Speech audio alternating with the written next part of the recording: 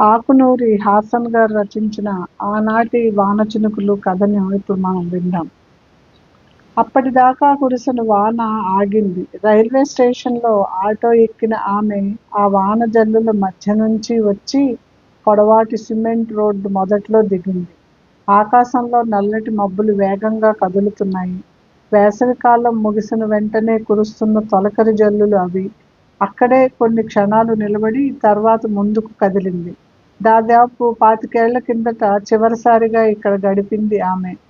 మళ్ళీ ఇన్నేళ్ల తర్వాత అడుగుపెట్టింది చిత్రంగా. అన్నేళ్ల కిందట కూడా ఇలాంటి తొలకరి వానే చివరిసారిగా కురవడం గుర్తొచ్చింది. అంతా కొత్తగా కట్టిన ఇళ్ళు, అపార్ట్మెంట్లు, లొకాలిటీ పూర్తిగా మారిపోయింది. చాలా కాలమైంది. యుగాల్ని, రాజ్యాల్ని ఎన్నిటినో తనలో కలుపుకొని మాయం చేసిన కాలం 25 కిందటి జ్ఞాపకాల్ని సైతం మాసిపోయేలా చేస్తుందేమో. తెలిసిన ముఖాలు కనిపిస్తాయేమోనని అటూ ఇటూ చూస్తూ ముందుకు నడిచింది ఆమె.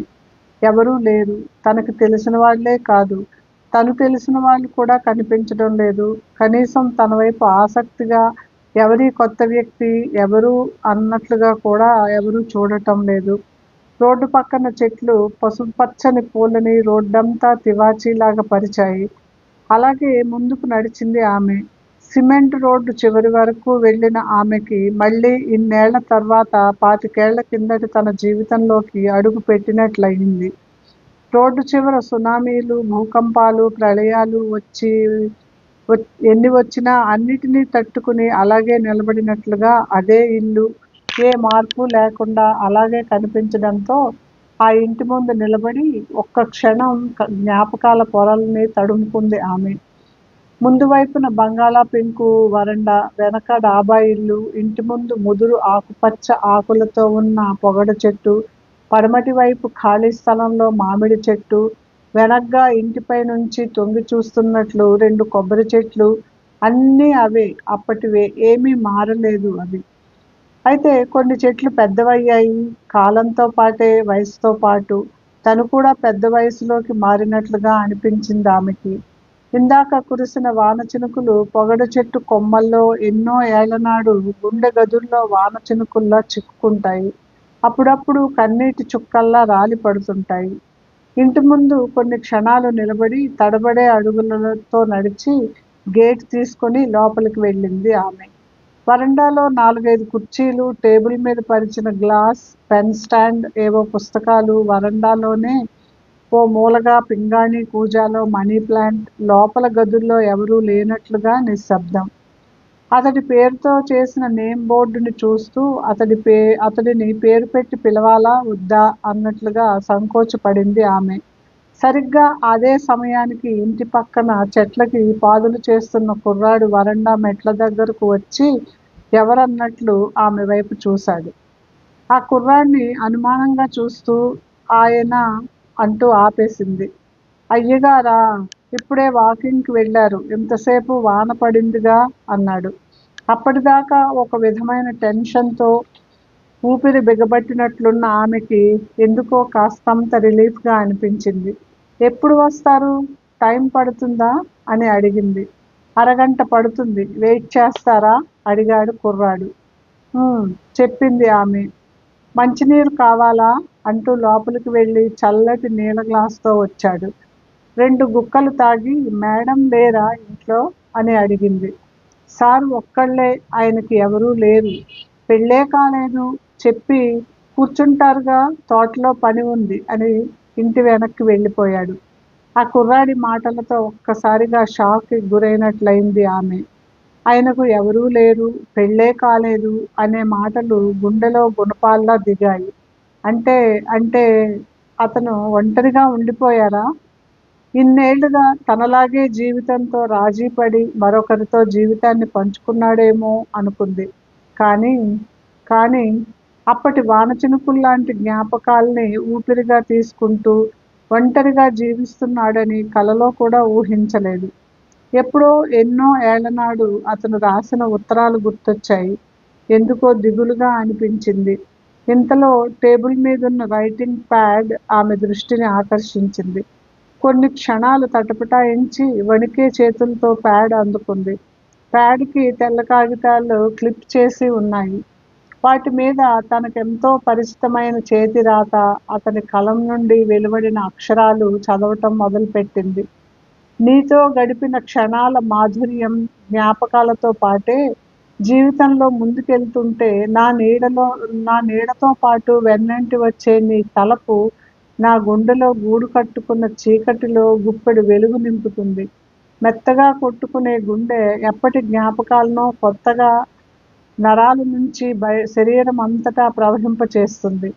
ఆ జ్ఞాపకాల్లోంచే నా జీవితాన్ని, ఇంకా నాలాగే దేనికోసమో ఎదురుచూసే మరికొన్ని జీవితాల్ని ఆర్ద్రంగా తడిమే ఆ అక్షరాలు పురుడు పోసుకుంటున్నాయేమో. నిన్ను చూసి మాట్లాడిన ఇన్నేళ్ల తర్వాత రాస్తున్నాను నీ గురించి నీకు. ఇన్నేళ్ల కిందట అన్నేళ్ల కిందట మూర్తిగారి అమ్మాయి పెళ్లికి నువ్వు ఇక్కడికి రావటం, నాతో మాట్లాడడం, వెళ్ళిపోవడం అంతా తెల్లవారుజామున వచ్చిన కలలాగా, అర్ధరాత్రి రహస్యంగా కురిసిన వానలాగా, లీలగా జ్ఞాపకంలా మిగిలింది.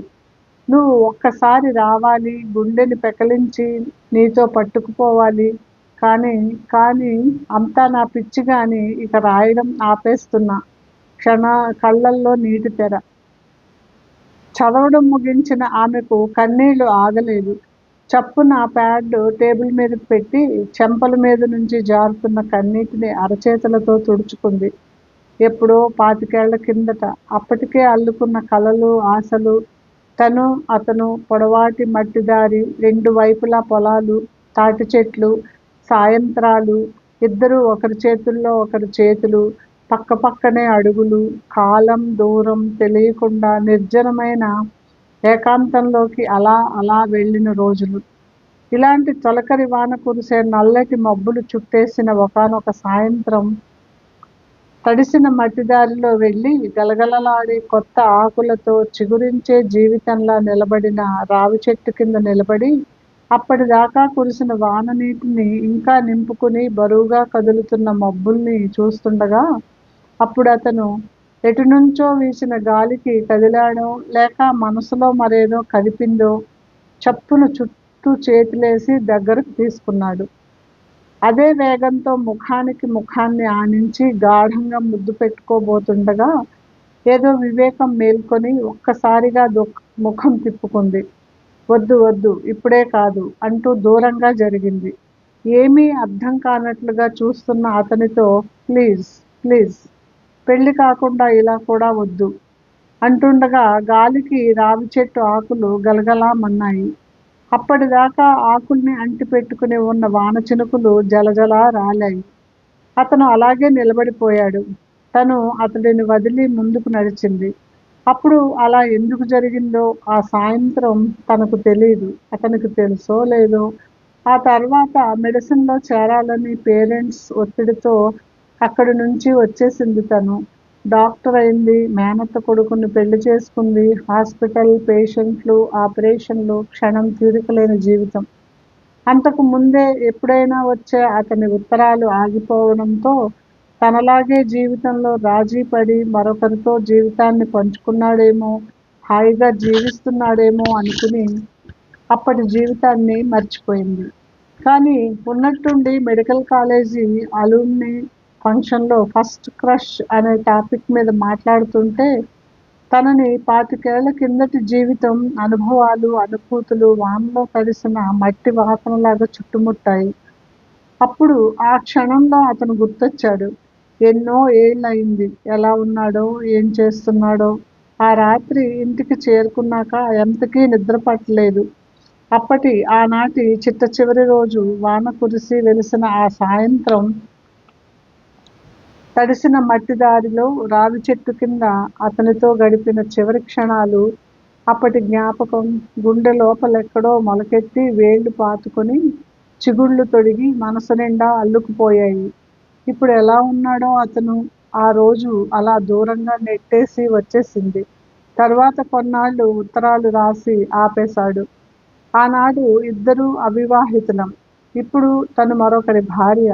తన కుటుంబంలో, జీవితంలో చీకు చింత లేకుండా బతికేస్తుంది. అతను కూడా బహుశా అంతే.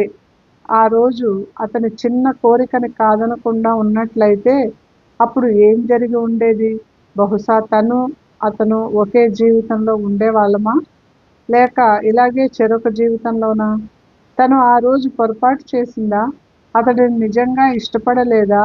జీవితం పంచుకోవాలనేంతగా ప్రేమించలేదా? టైం పాస్‌కి స్నేహం చేసిందా? ఇలా ఆలోచిస్తూ ఎంతో మానసిక వేదనకు, డిప్రెషన్‌కి లోనైంది. ఇక ఉండలేక అతన్ని చూసి వెళ్దామని ఇలా వచ్చింది. అతను కూడా తనలాగే జీవితంలో స్థిరపడి భార్యాపిల్లలతో ఆనందంగా ఉన్నాడనే అనుకుంటూ వచ్చింది ఇప్పటివరకు. కానీ అంతా విరుద్ధమైన పరిస్థితి ఎదురైంది. అతను ఇంకా అప్పటిలాగే తనని గాఢంగా ప్రేమిస్తూ ఒంటరిగా మిగిలి ఉన్నాడని తెలిసాక భరించలేనంతగా దిగులు చుట్టేస్తోంది. కనీసం అతని ముందు నిలబడి ఎలా ఉన్నావు? బాగున్నావా? అని అడిగే అర్హత కూడా తనకు లేదనిపించింది. రొటీన్‌గా మారిన జీవితంలో మానని గాయంలాంటి గత జీవితాన్ని తలుచుకొని, అపరాధ భావాన్ని వదిలించుకొని, జీవితాన్ని ఆనందకరమైన కుటుంబాన్ని చూసి వెళ్దామని వచ్చింది ఇన్నేళ్లకి. అతను మాత్రం అప్పటి అనుభవాల్ని, అనుభూతుల్ని ఊపిరిగా చేసుకొని బతికేస్తున్నాడు. ఏనాడో గుండె బీడులో కురిసిన వాన చినుకుల్లాంటి జ్ఞాపకాలు ఒక్కొక్కటి మొలకెత్తుతుంటే అదే ధ్యాసలో ముందుకు నడిచేస్తున్నాడు. ఏ మలుపులోనో ఆనాటి తన రూపం సజీవంగా ఎదుట నిలుస్తుందనే ఆశతో, అలాగే నిరీక్షణలో మరో 25 గడిపేస్తాడు. ఆ ఆశతోనే రాలిపోతాడు. కాలం గడుస్తోంది. వాకింగ్‌కి వెళ్ళిన అతను ఇంటికి చేరే సమయం దగ్గర పడుతోంది. ఏం చేయాలి తను? ఏమీ తోచనట్లుగా కుర్చీలోంచి లేచి టేబుల్ దగ్గరకు వెళ్ళింది. అటువైపు అతను కూర్చునే రివాల్వింగ్ చైర్ తనని ఆసక్తిగా చూస్తున్నట్టు అనిపించింది. గుండె వేగంగా కొట్టుకుంది. ముందుకు నడిచి చైర్‌లో కూర్చుంది. మెత్తని కుషన్ స్పర్శ. అతను తన చేతులతో పొదివి పట్టుకున్నట్లే అనిపించింది. కొత్త రక్తం, ఊపిరి తనలోకి ప్రవేశించినట్లు అనిపించింది. ఉద్వేగంతో టేబుల్ మీద ఉన్న గ్లాసు మీద చేతులు ఆనించి అద్దంలో ముఖం చూసుకుంది. అంతే. ఒక్కసారిగా గుండె గొంతులోకి వచ్చిన ఫీలింగ్. సరిగ్గా టేబుల్ మీద ఉన్న అద్దం కింద 25 కిందటి తన ఫోటో. అంటే అంటే ఇప్పటికీ ప్రతి క్షణం అప్పటి తన ఫోటోనే కళ్ళ ముందుంచుకొని, అప్పటి రూపాన్నే మనసులో ప్రతిష్ఠించుకొని, ప్రేమతో, తపనతో, దిగులుతో నెలలు, సంవత్సరాలు గడిపేస్తున్నాడా అతను? అప్పుడామెకి జీవితంలో తనెంత పొరపాటు చేసిందో అర్థమైంది. కాలాన్ని వెనక్కి మడవగలిగితే, పుస్తకంలోని పేజీలను చూపుడు వేలుతో వెనక్కి తిప్పినంత సులువుగా 25 కిందటి జీవితంలోకి వెళ్ళగలిగితే ఎంత బాగుంటుంది అనిపించింది ఆమెకి. ఆమెలో గుండెలో ఏదో తుఫాను పురుడు పోసుకుంటూ తీరం దాటబోతున్నట్లుగా ఏదో అలజడి. ఒక్కసారి టేబుల్ మీద అద్దం కింద ఉన్న తన పాత ఫోటోని చూసుకుంది. ఆ ఫోటో పక్కనే అద్దంలో తన ముఖం కూడా స్పష్టంగా కనిపిస్తోంది. చెంపల్లో, జుత్తులో అక్కడక్కడా తెల్ల వెంట్రుకలు, అప్పటి లేతదనం, సున్నితత్వం కోల్పోయి 48 ఏళ్ల వయస్సు ఏర్పరిచిన ముడతలు, కళ్ల కింద నల్ల గీతలు. అప్పటికి ఇప్పటికి ఎంతో తేడా. ఆ ఫోటోలోని తనకి ఇప్పటి రూపానికి పోలికలు మారిపోయాయి. అప్పుడొచ్చింది దుఃఖం. ఒక్కసారిగా కట్టలు తెంచుకొని కళ్ళ నుంచి నీళ్లుగా బయటపడింది. ఆమె ముఖాన్ని అరచేతుల్లో పూడ్చేసుకుంది. చెంపల మీంచి జారిన 4, 5 కన్నీటి చుక్కలు టేబుల్ మీదున్న అద్దం పైన, సరిగ్గా ఆమె ఫోటో పైన పడ్డాయి. అతని ఒంటరి జీవితంలో తను ఒక భాగంగా మారింది. కేవలం ఆ రోజు సాయంత్రం అతని చిన్న కోరికని, ప్రయత్నాన్ని అడ్డుకొని, తన చుట్టూ పెనవేసిన చేతుల నుంచి తప్పించుకొని, చివరికి అతని జీవితం నుంచే అందనంత దూరంగా వచ్చేసింది. ఒక వ్యక్తిని అంతగా ఆశాభంగానికి, బాధకి గురిచేయడానికి తనకేం హక్కుంది? అప్పుడు అలా ఎందుకు చేసింది? ఇంతలో వాన మొదలైంది. సరిగ్గా అప్పుడే గేటు తీసుకుని అతను లోపలకు వచ్చాడు. చప్పున లేచి నిలబడింది ఆమె. వరండా మెట్లెక్కుతూ తన టేబుల్ దగ్గర నిలబడి ఉన్న ఆమెను చూసి ఆశ్చర్యంతో ఆగిపోయాడు. అతను ఆమె కళ్ళకి 25 కిందటిలాగే ఏమీ మారకుండా అలాగే కనిపించాడు. కొద్దిగా ముందుకొచ్చింది. బాగున్నావా? గుర్తుపట్టావా? మాటలు నేర్చుకుంటున్నట్లుగా అడిగింది. వచ్చావా ఇన్నాళ్ళకి అన్నాడు. అతని గొంతు వణకడం, కళ్ళలో నీటి తెర అల్లుకోవడం తెలుస్తోంది ఆమెకి. దగ్గరకొచ్చింది. అతని కళ్ళలోకి చూస్తూ, అసలెప్పటికీ చేయకూడనిది తప్పు, అలా కాకుండా మరో చేయాల్సింది పొరపాటు. నేను అప్పుడు పొరపాటే చేశాను. లేకపోతే నీ జీవితం ఇలా ఉండేది కాదు. దీనికి నేనే బాధ్యురాలిని అంది. అతనేమీ మాట్లాడకుండా మౌనంగా ఉండిపోయాడు. బయట వాన జల్లులుగా కురుస్తోంది. ఎటువైపు నుండో చల్లటి గాలి వీస్తోంది. ఈ ఒక్కరోజు నిన్ను చూసి వెళ్ళడం కోసం హాస్పిటల్, ఇల్లు, భర్త, పిల్లలు, జీవితం అన్నీ పక్కన పెట్టి వచ్చాను. ఇక చూడకుండా ఉండలేక వచ్చా. కానీ జీవితమంతా ఆలస్యంగా వచ్చాను. నీ జీవితమంత ఆలస్యంగా. గొంతు పూడుకుపోయి మాటలు ఆపింది. ఆ రోజు నిన్ను దూరంగా నెట్టేశాను.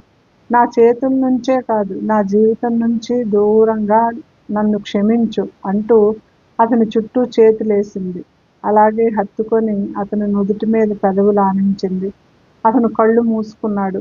వణికే పెదవులతో అతని పెదవుల మీద సున్నితంగా ముద్దు పెట్టుకుని కొన్ని క్షణాలు అలాగే ఉండిపోయింది. చప్పున అతని నుండి విడివడింది. అప్పటిదాకా కంటున్న కలేదో ముగిసినట్లుగా ఆరాటంగా చూస్తున్న అతడి చెంపల మీద చేత్తో నిమిరింది. వాన కురవడం ఆగింది. మౌనంగా అక్కడి నుంచి కదిలింది ఆమె. వరండా మెట్లు దిగి గేటు తీసుకొని రోడ్డుపైకి నడిచింది. ఆకాశంలో కదిలే వర్షమేఘాన్ని చూస్తున్నట్లు ఆమెను చూస్తూ ఉండిపోయాడు.